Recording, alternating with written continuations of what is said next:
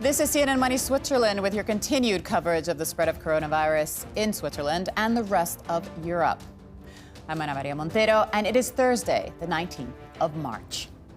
The Swiss National Bank holds firm on interest rates, but hints at measures to come to help the Swiss economy through the coronavirus crisis.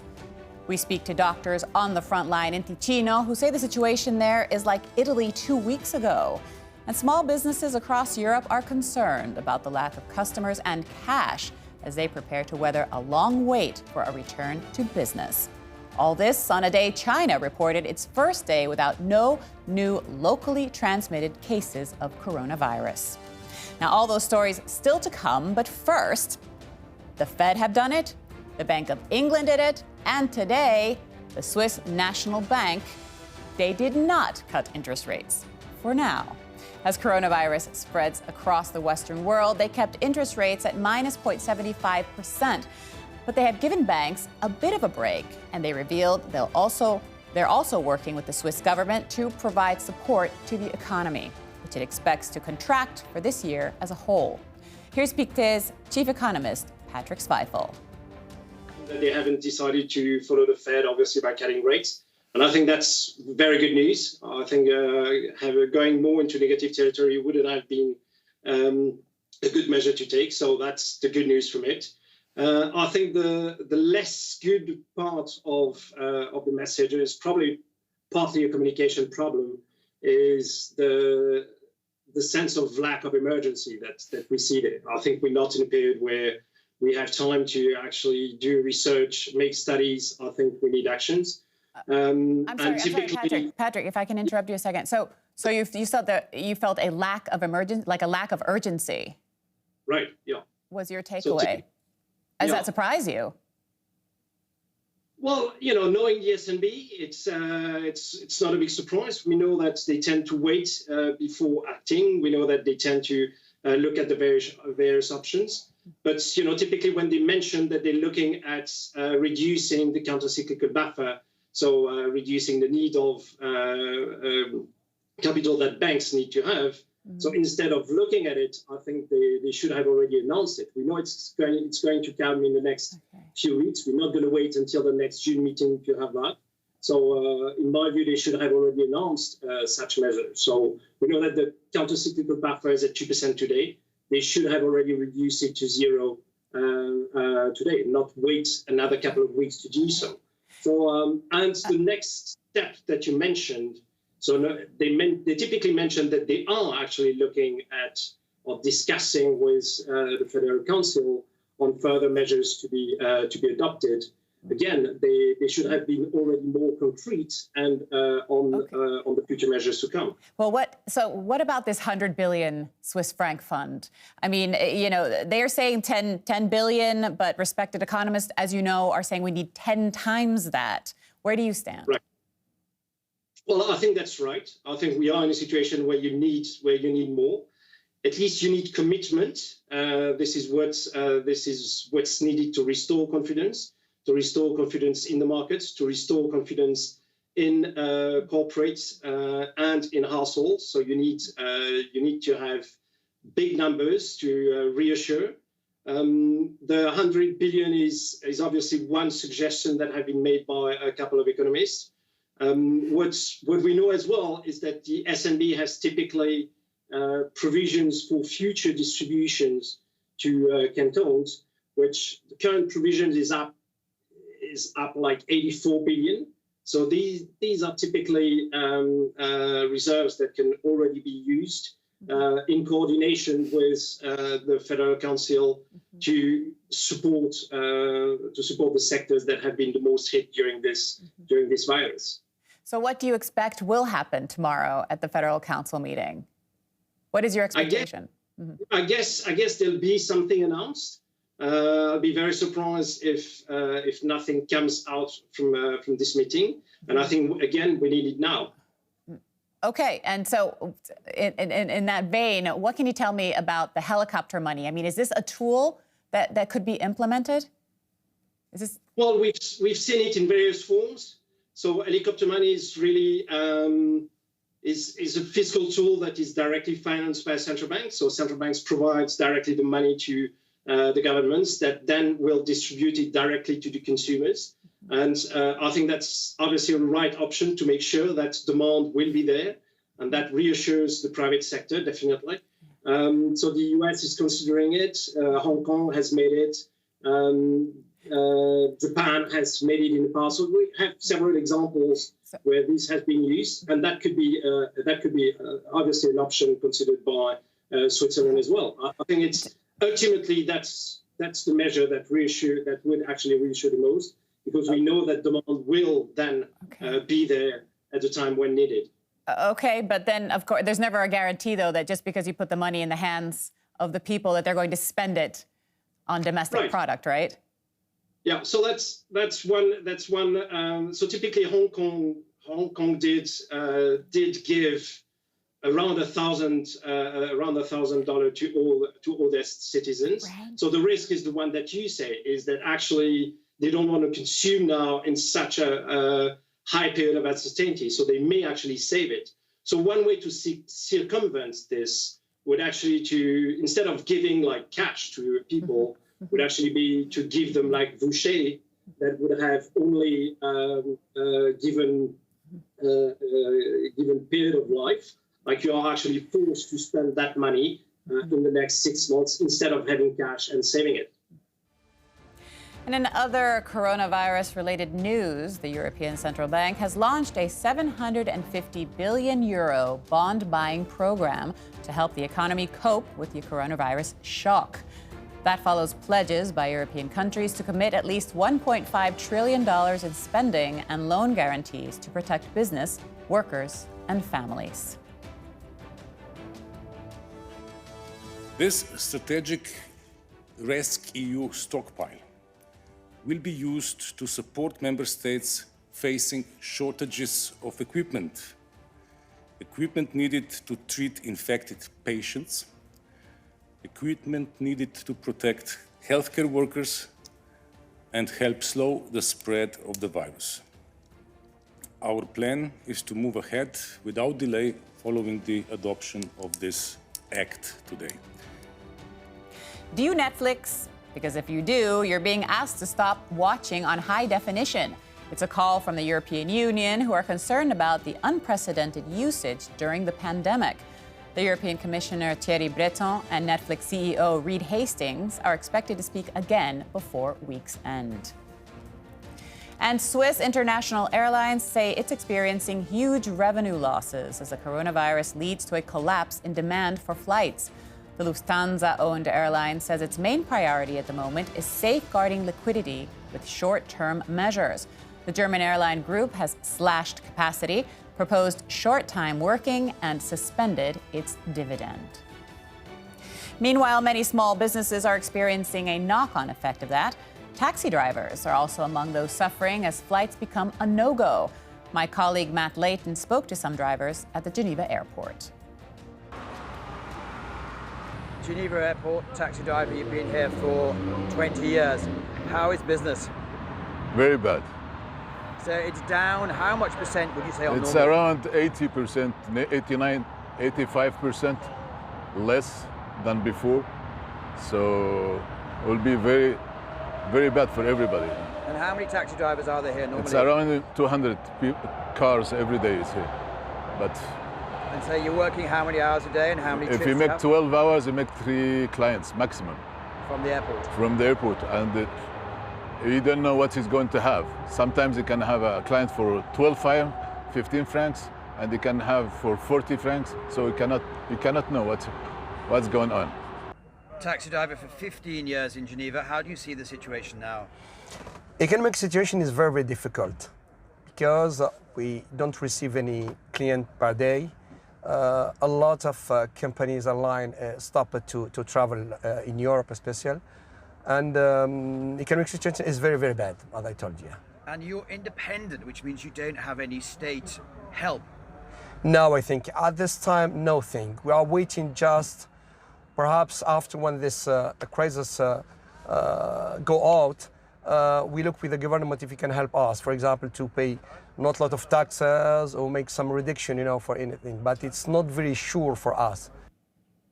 Restaurants have also been on the front line of the nationwide coronavirus shutdown. Their doors may be closed, but kitchens are still open for business. Olivia Chang takes a look at how Switzerland's small businesses are trying to survive. On a normal day, Oh My Greek is packed with hungry diners. But today, only the sizzle of the grill can be heard as coronavirus puts a halt to public life. The shutdown means that means for us, of course, that it's not an easy time. We're thinking all the day, what can we do when it goes further than April? But of course, we can't do nothing. So we don't have any plan B or plan C. On Monday, the Swiss government stepped up measures to control the virus, closing down shops, bars, restaurants and other leisure activities. But even with their doors closed, businesses are still finding ways to stay afloat. Food delivery platform Eat.ch has seen a 50% increase in the number of restaurants that want to sign up since the country went into lockdown.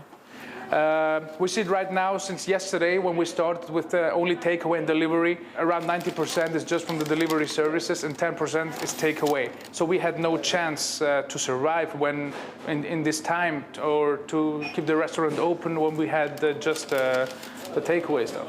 Delano Fisher is the owner of Kaisin, which makes poke bowls. They've wrapped up a busy lunch session, serving up about 60 orders. But he says just relying on deliveries won't pay the bills in the long run.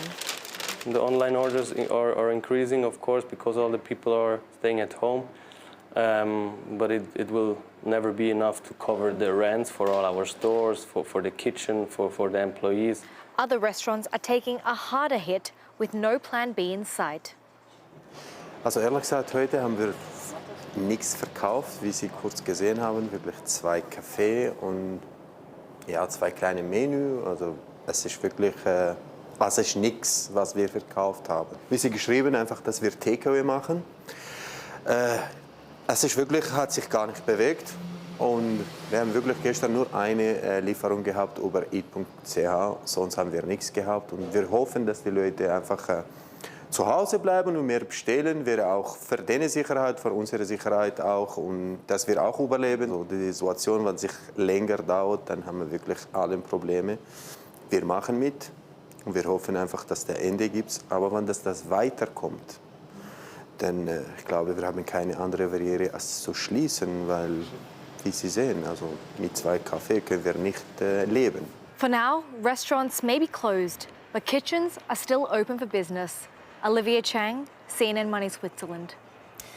Cafe owners in the UK, too, are concerned the virus will push them further into debt. The UK body representing hospitality says 1 million jobs are on the line because of the coronavirus pandemic. CNN's Milena Veselonovic reports from London. A message from the British Chancellor to businesses. I promise to do whatever it takes to support our economy through this crisis. His £350 billion economic boost was welcome news for British venues, caught by surprise when Prime Minister Boris Johnson asked the public to avoid them. We were left in a very difficult position on Monday night. You know, the Prime Minister stood up and said to people, from now, don't go to pubs, clubs, theatres and other venues, without actually mandating the closure himself. So we were faced with a horrific decision. It was decided that we would recommend that theatres close. The promise of financial assistance for small firms has brought some relief to the theatre industry. But most people who work there are freelancers, and Bird wants authorities to go further to support them. We're going to need some more cash grants, almost certainly. We have hundreds of thousands of freelancers and self-employed people in our industry. They need support and they need it very fast. There's no doubt that the financial stimulus announced by the UK Chancellor is massive, but it's mainly made up of loans. And what some small businesses say they need is cash, and they need it quickly. Cafe owner Ile Haveli worries that taking out more loans when he's got virtually no income will push him further into debt. After the announcement Monday night, the following day, it was 90% drop immediately. And today is even worse. He says he needs a cash injection to pay his staff. Probably will be okay for this month. But then if this continues at this rate, next month there'll be no money. There's nothing. There's nothing. And it will be heartbreaking to, let go of any of my guys. So as a small business, my aim is to try and keep everybody on the payroll. Haveli and his staff still go to the mainly empty cafe every day because the government hasn't shut them down. But he says he would prefer a direct message if he should stay open or close.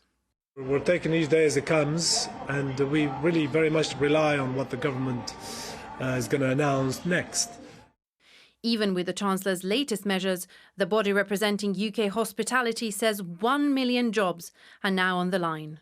Milena Veselinovic, CNN, London.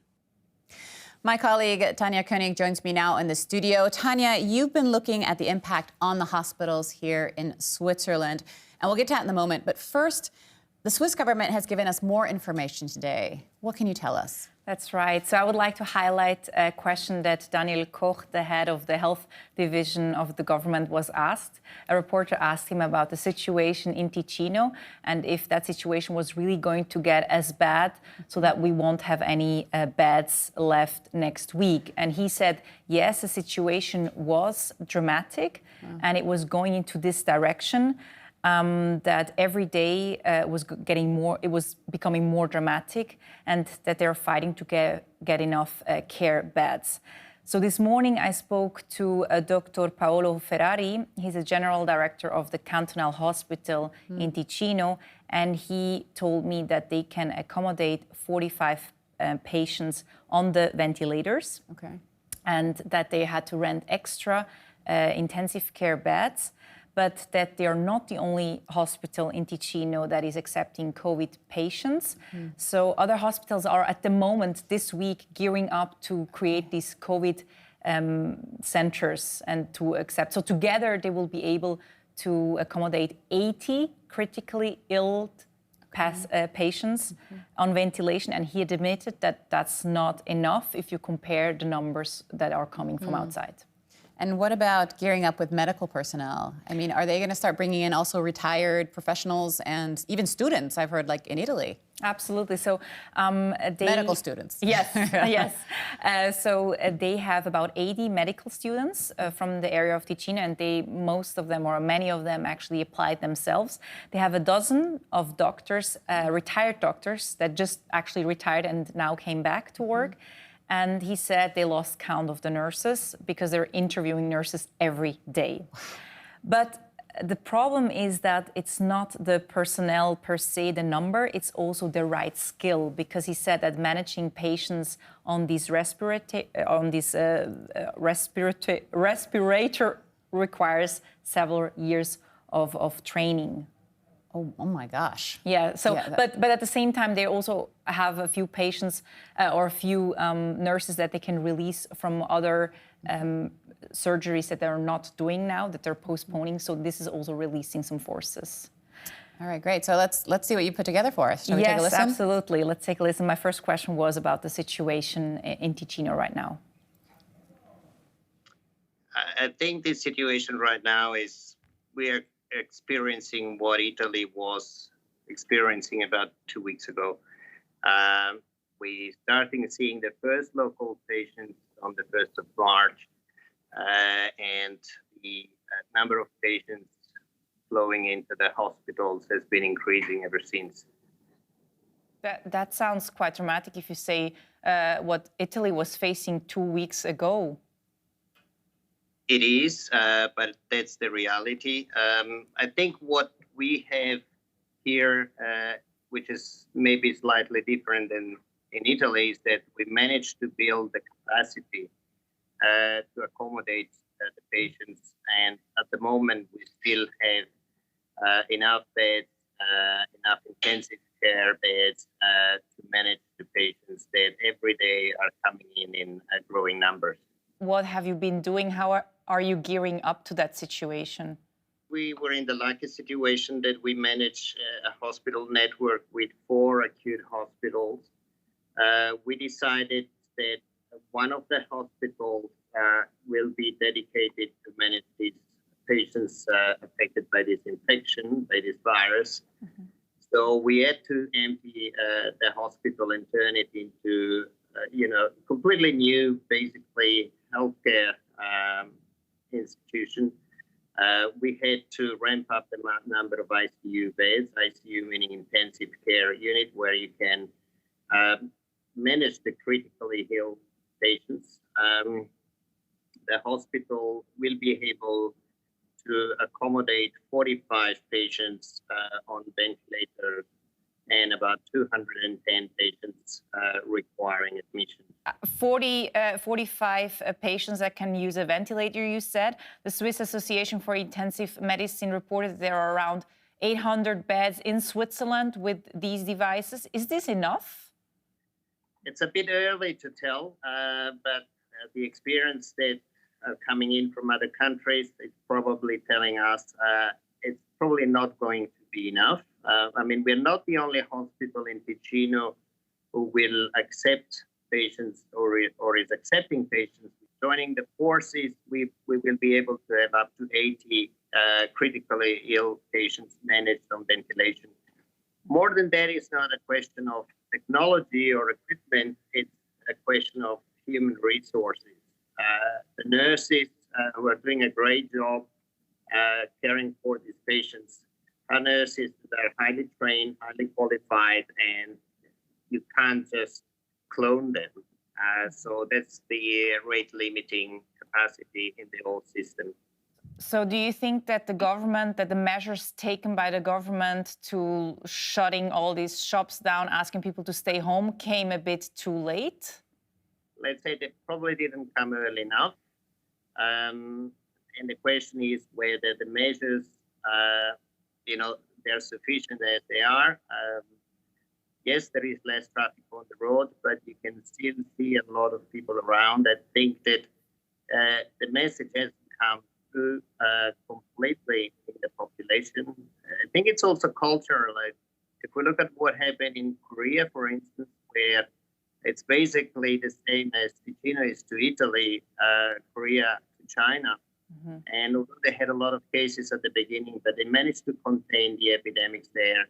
I think the intervention of the government there was very radical at the beginning, and the discipline of the people of Korea is probably different than the southern player of it's not gonna hurt me. Then do you also have some positive news to report out of your hospital? I mean, in all this drama, were there patients that could already leave the hospital?